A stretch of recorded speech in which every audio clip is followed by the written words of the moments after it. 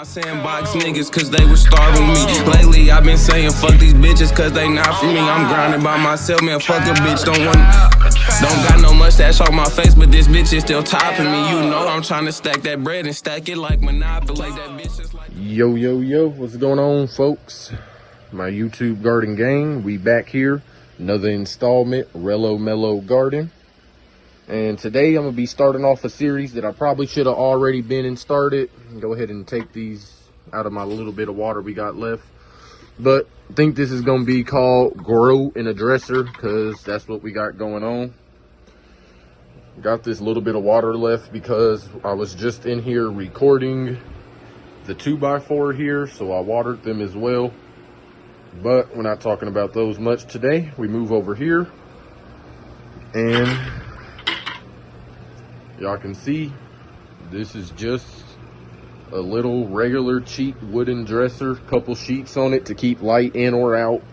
It does both to some degree. Up top here, these were some plant seeds I was trying to germinate. I forgot about them.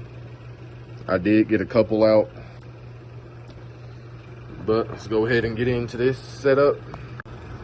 Over here we got a little automatic power strip, so I don't got to come in and manually turn on and off the lights.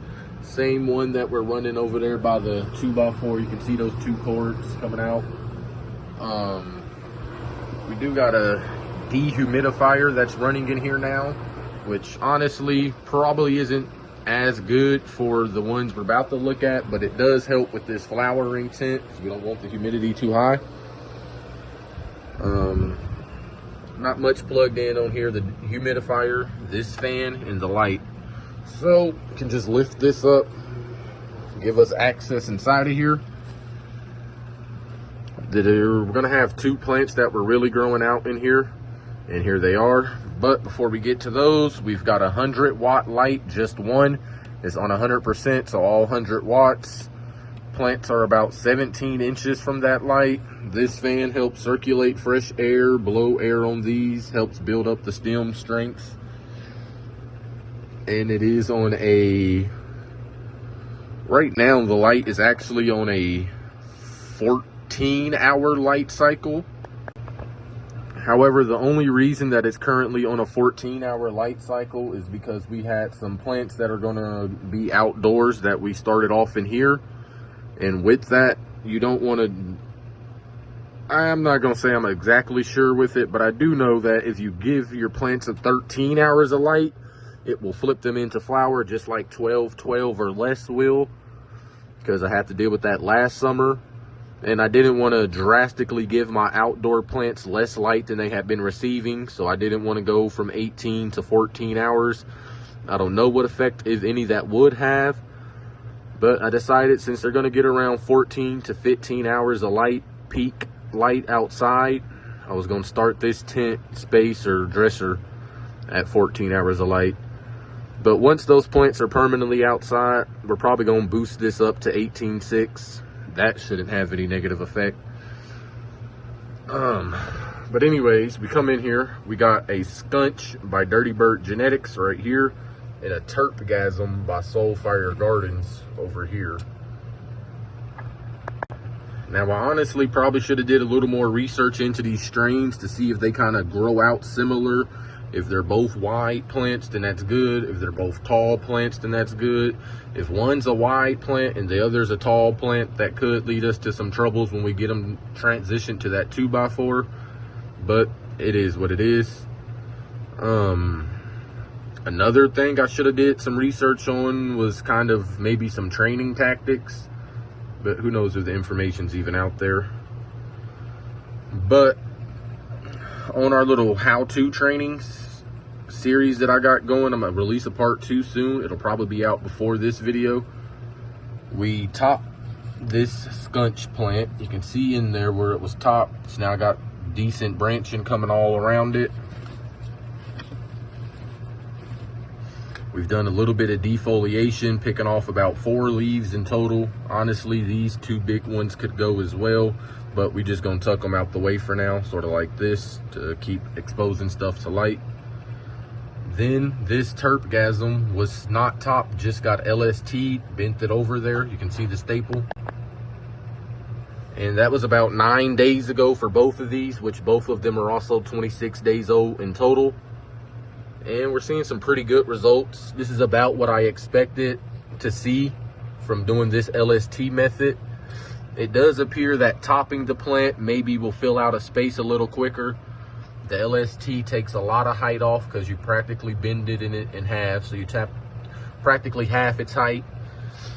And it seems like it's a little slower since it does still have its main dominant top there. Maybe it does a little less sharing the love, sharing the growth hormones and energy. So it's a little slower to get some of these smaller branches to come out. Whereas here, you can see it's all over the place. They're doing pretty good. So I think I might actually like topping more than I like LST. And so what this little experiment might have shown me. I kind of did it this way just for YouTube to show people the two different methods for training cannabis. And this is my second time doing a plant where I wasn't topping it. I think once my little experiment's over, it was supposed to be 2 weeks. So after we update that how to train again, I'm probably going to stop this method and just let whatever bushed out grow out of it, and probably start treating it more like this one. I might come in and top it at some point, but I do want it to catch up in that vertical height. You can see it's a lot shorter than the scunch right here, and we'll need to have that adjusted by the time they transition to the 2x4, which they have plenty of time to do. Like I said, these are on day 26. And over here in the tent, these are on day 26 of flower. They're probably going to go up until day 60 to 65 of flower. So that gives us almost 40 days, 37 days. So a good chunk of time, 4 or 5 weeks left. Plus they're gonna dry in this tent for 8 to 10 days.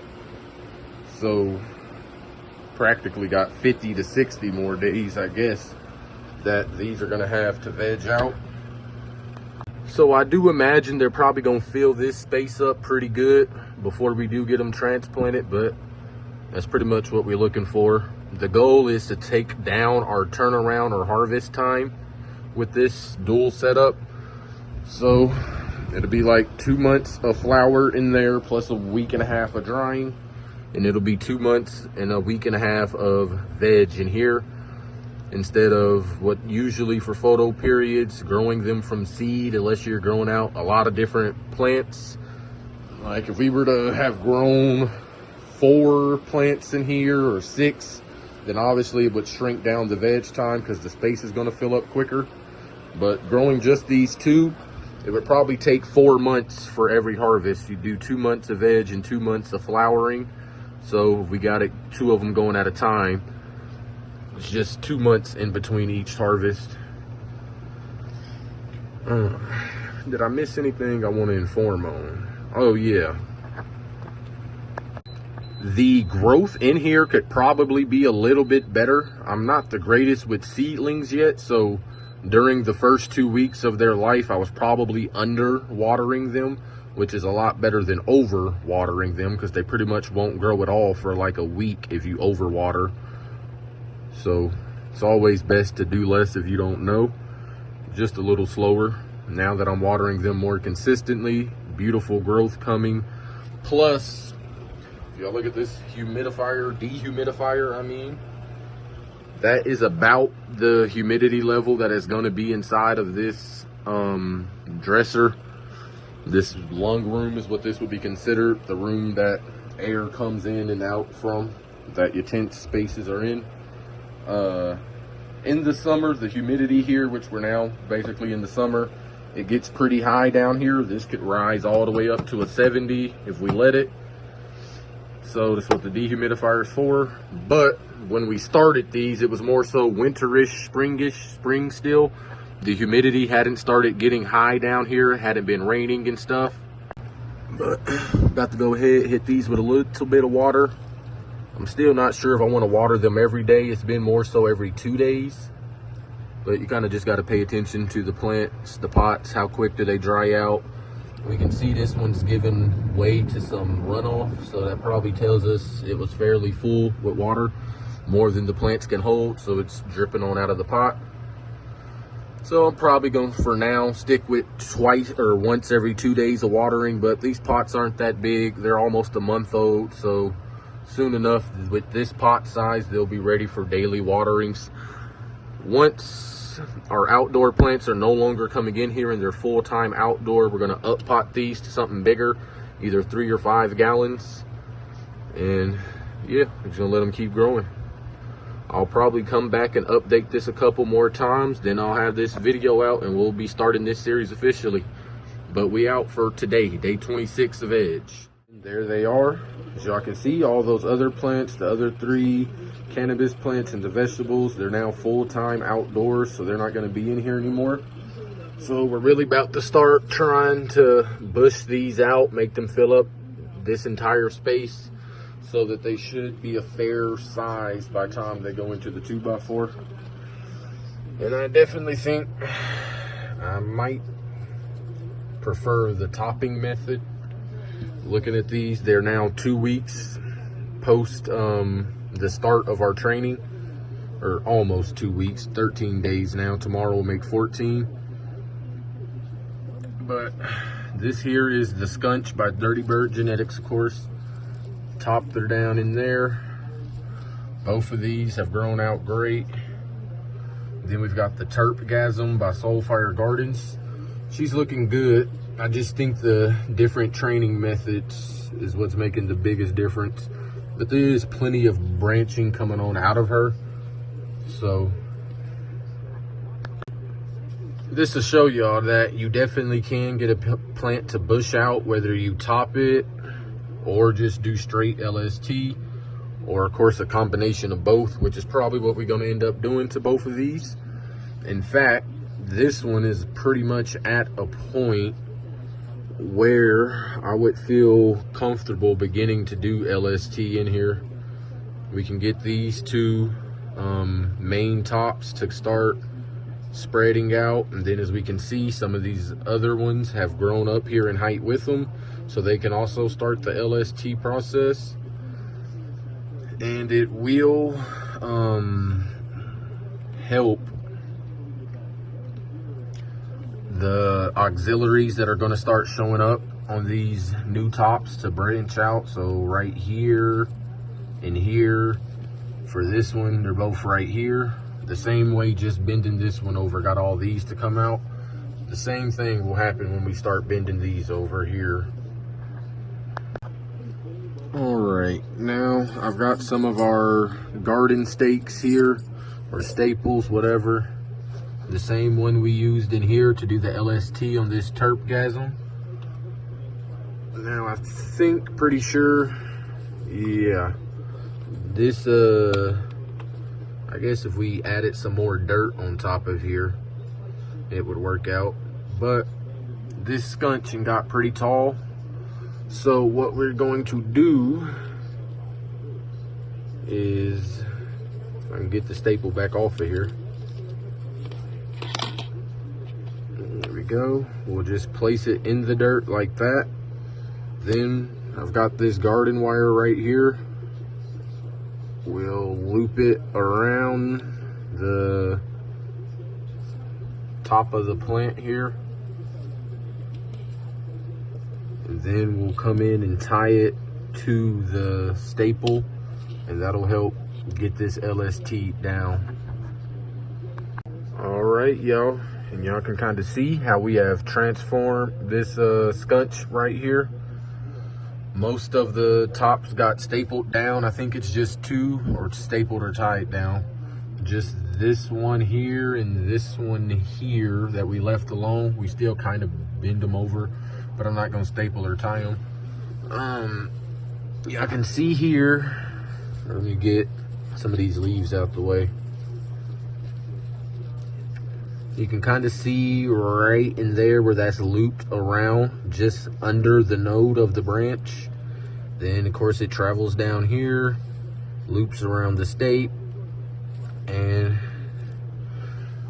that'll keep her bent for LST. You want to try not to tie them too tight, or it could start to cut into your plant and possibly cut it all the way off.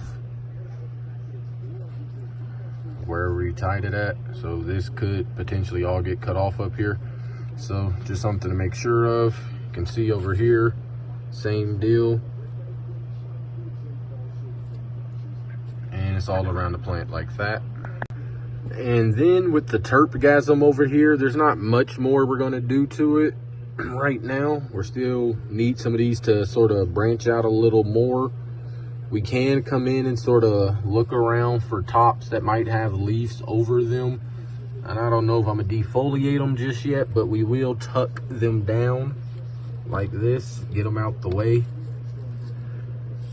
I guess this one down in here that's kind of touching the dirt we could take off. But yeah, we're gonna do something just sort of like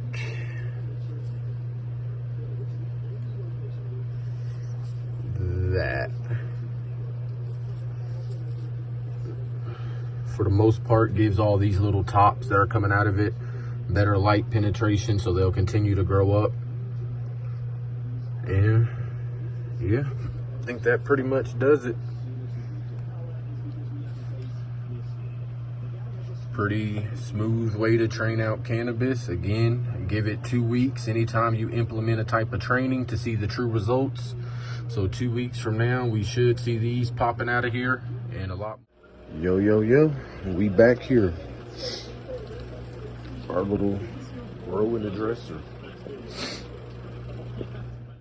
31 days into veg, 31 days old. And you can see the results of our training. It's officially 2 full weeks since we topped this skunch by Dirty Bird Genetics, and 2 weeks of LST for this terpgasm here.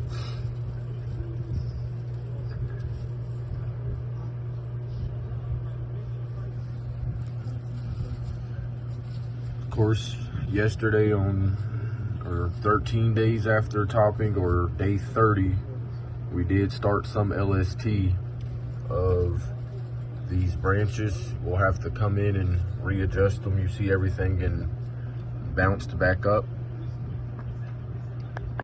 That should be as simple. We could probably just come in and grab a stake and sort of readjust it. And you see how pulls it right back on down. Some of them we might have to come in and readjust the positioning of the string, like this one.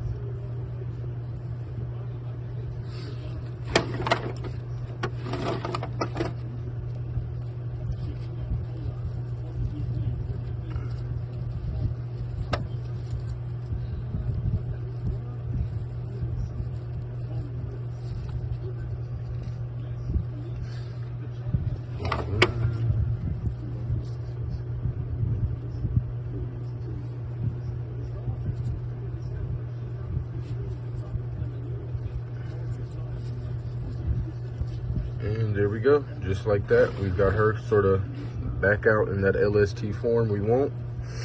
We will be transplanting these probably in a few days. We're gonna transplant them to either 5 or 3 gallon pots. With this terpgasm again, I'm thinking I want to top it, but it's up to y'all. If y'all let me know if y'all rather see it veg all the way out with just LST, or incorporate both of the forms of training on it. Of course, I'm gonna come in here and push down some of these leaves to continue to keep as many of these bud sites that have shot out of here exposed, or as exposed to the light as they can be. So they kind of grow at a similar rate, at least, to the main top up here. Come in and give that a little push down.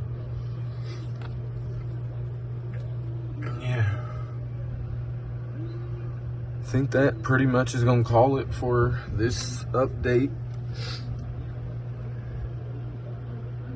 31 days of growth, not looking too bad at all.